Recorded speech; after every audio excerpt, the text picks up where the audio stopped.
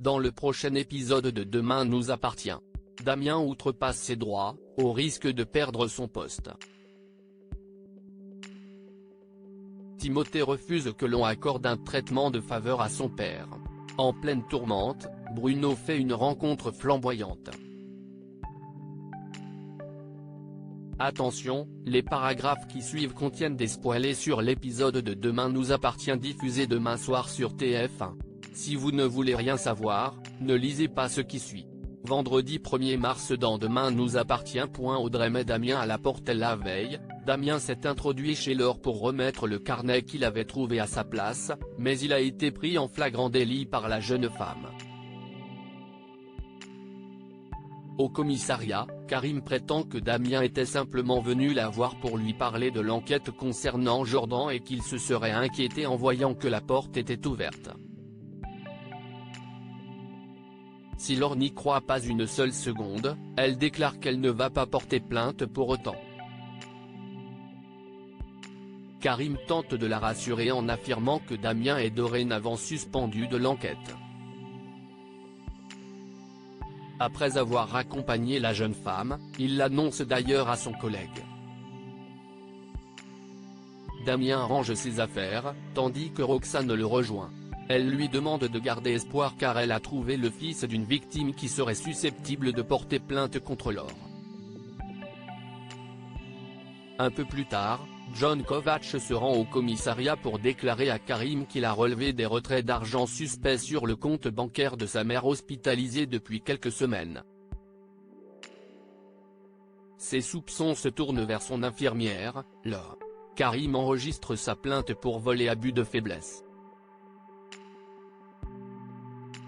S'il ne cautionne pas les méthodes que Damien et Roxane ont employées pour en arriver là, Karim admet toutefois qu'il y a de quoi creuser.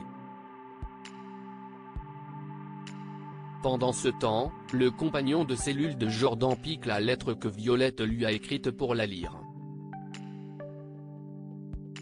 Jordan la lui retire des mains, expliquant que Violette n'est pas sa petite amie et qu'il la considère comme un membre de sa famille. Chez les Roussel, Simon annonce à Audrey et Damien qu'il va continuer de se battre pour défendre Jordan en dépit des risques que Damien a pris. Ce dernier se justifie auprès de son épouse en expliquant qu'il ne pouvait pas rester sans rien faire. Il lui promet de trouver une solution même s'il est suspendu de l'enquête. Au commissariat, Karim interroge Laure au sujet de Madame Kovacs. La jeune femme clame son innocence, puis accuse son ex-petit ami Alban d'être le vrai escroc de l'histoire. Elle propose d'ailleurs à la police de venir fouiller chez elle pour leur prouver qu'elle n'a rien à cacher. Au cours de la perquisition, Karim et Georges font chou blanc, pas de cache ni de bijoux planqués et aucune trace du carnet que Damien avait trouvé. Georges soupçonne Laure de l'avoir brûlé dans l'évier où il retrouve des traces de brûlure. Avant de partir, les deux policiers demandent à Laure de leur confier son portable pour qu'il soit analysé.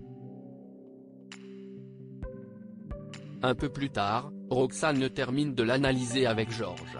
Ils informent Karim qu'ils n'ont rien trouvé de suspect. En effet, Laure a effacé toutes ses conversations avec Alban. Georges l'a appelé pour obtenir des explications.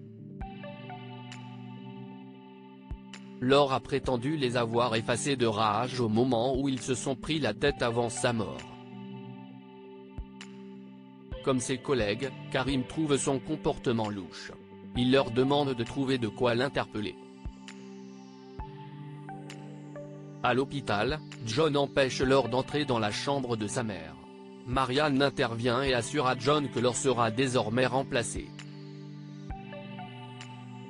Kovacs conseille à Marianne de se méfier de Laure car il pense que sa mère n'est pas sa seule victime. Le soir, Roxane se rend chez Audrey et Damien pour les tenir au courant de l'enquête. Malheureusement, la police n'a rien trouvé de compromettant contre Laure. Une fois Roxane partie, Audrey laisse éclater sa colère. Elle juge son mari responsable de la situation et le met à la porte.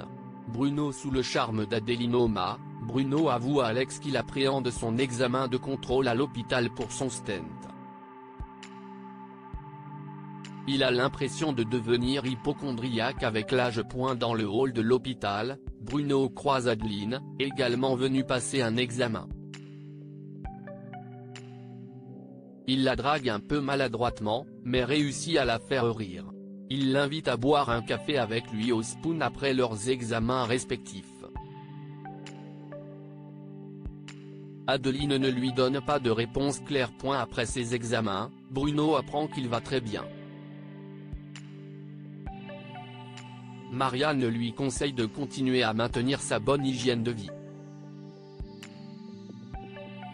Bruno se rend donc au Spoon où son fils lui sert un jus de pomme. Quand Adeline passe la porte du café, Bruno la remercie d'avoir accepté son invitation. La jeune femme explique alors qu'elle n'est pas venue pour lui mais pour une copine. Timothée en apprend plus sur la police pour son jour off. Timothée a demandé à suivre une patrouille pour voir comment fonctionne la police sur le terrain. Il suit Manon et Nordine toute la journée et enregistre des notes vocales sur ses observations que Nordine a tendance à prendre comme des critiques. Manon et Nordine tombent sur une voiture mal garée et préparent un PV. Timothée relève également 2 autres infractions.